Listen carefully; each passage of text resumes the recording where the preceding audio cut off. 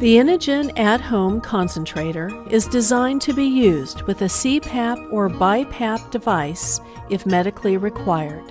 The following uses a CPAP device to illustrate how easy it is to connect with one of these devices.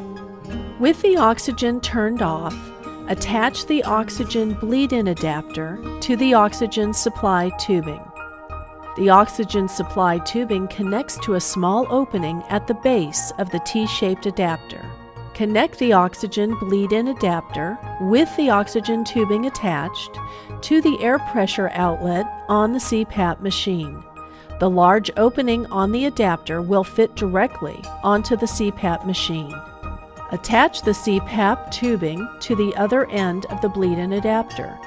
The CPAP tubing will fit directly onto the large opening opposite the end connected to the machine.